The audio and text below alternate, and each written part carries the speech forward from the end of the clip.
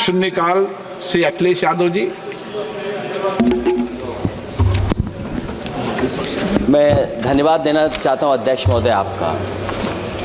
नहीं, हम जो कमिटमेंट करते हैं ना उसको पूरा करते हैं, लेकिन सब दलों के नेताओं की बात में कमिटमेंट होने के बाद भी आप बेल पे आए जो ठीक नहीं है। अध्यक्ष महोदय, कमिटमेंट में, क्रेडिबिलिटी में आपका कोई जवाब नहीं। नहीं, ये नहीं कह रहा मैं।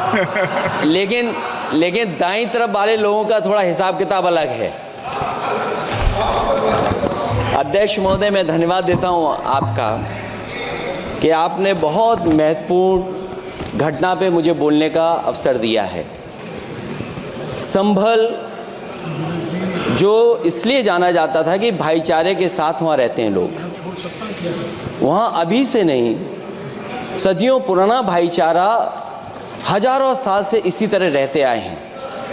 लेकिन अचानक ये जो घटना हुई है, ये सोची समझी रणनीति के तहत वेल प्लान्ड हुआ है और वहाँ के भाईचारे को गोली मारने का काम हुआ है। जो घटना हुई है वो सोची समझी साजिश है।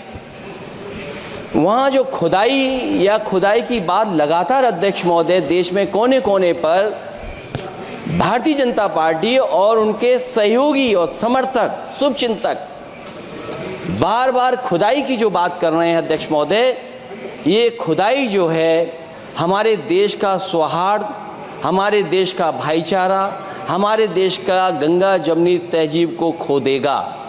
मैं आपका धन्यवाद इसलिए भी देता हूं कि इस महत्वपूर्ण जो साजिश हुई, और वो साजिश सोची समझी इसलिए मैं बोल रहा हूं। उत्तर प्रदेश का चुनाव था, पहले 13 तारीख को चुनाव होना था और 13 तारीख के चुनाव को उन्होंने बढ़ा करके 20 तारीख कर दिया। और इस जो घटना है मैं आपके सामने पढ़ना चाहता हूं। अध्यक्ष महोदय, ये यात्रा रुकी क्यों नहीं है? यात्रा ले जाओ दूसरी तरफ। अध्यक्ष महोदय, संभल की शाही जामा मस्जिद के खिलाफ 19/11/2024 को सिविल जज सीनियर डिवीजन छंदौसी संभल में एक याचिका डाली गई। कोर्ट ने दूसरे पक्ष को, अध्यक्ष महोदय सुनिए, ये सुनना चाहिए, हम यूं ही नहीं कहते थे। आप तो संक्षिप्त में बोले। अध्यक्ष महोदय, हम यूं ही नहीं कहते थे कि संविधान ये मानती नहीं सरकार। हम यूं ही नहीं कहते थे कि संविधान नहीं मानती।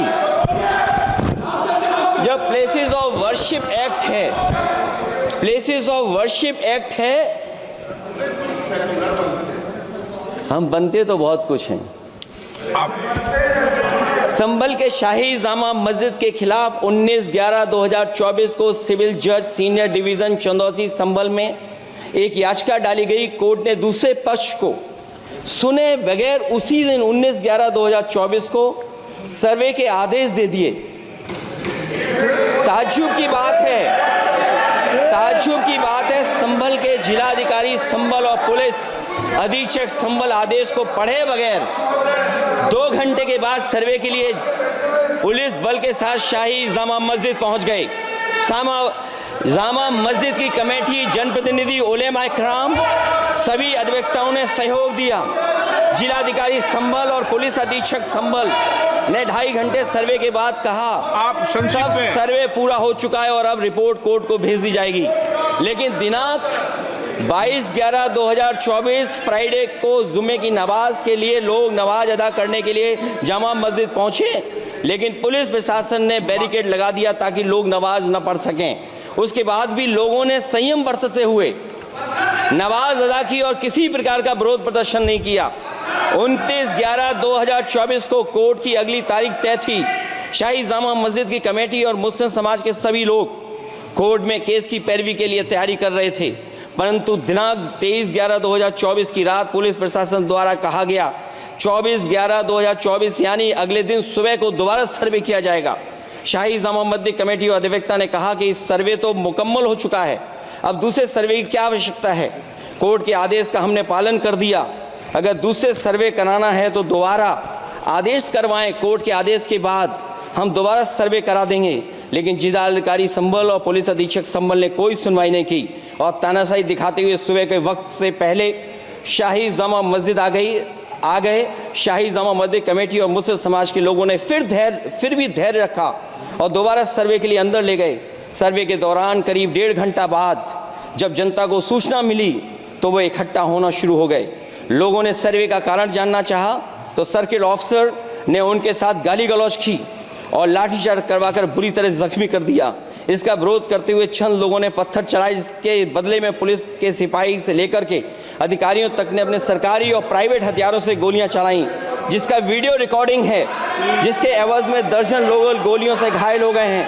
5 मासूमों जो कि अपने घर से सामान लेने के निकले थे, उनकी मृत्यु हो गई। संभल का माहौल बिगाड़ने में संभल का माहौल बिगाड़ने में याचिका दायर करने वाले लोगों के साथ पुलिस और प्रशासन के लोग जिम्मेदार हैं। इनको निलंबित किया जाना चाहिए और हत्या का मुकदमा चलाया जाना चाहिए, जिससे कि लोगों को इंसाफ मिल सके और आने वाले समय में कोई इस प्रकार की संविधान के खिलाफ और गैर कानूनी घटना को अंजाम न दिया जा सके। अध्यक्ष महोदय, ये लड़ाई दिल्ली और लखनऊ की है। नो प्लीज कभी दिल्ली पहुंचे थे जिस रास्ते, वही लखनऊ वाले उसी रास्ते पहुंचना चाहते हैं।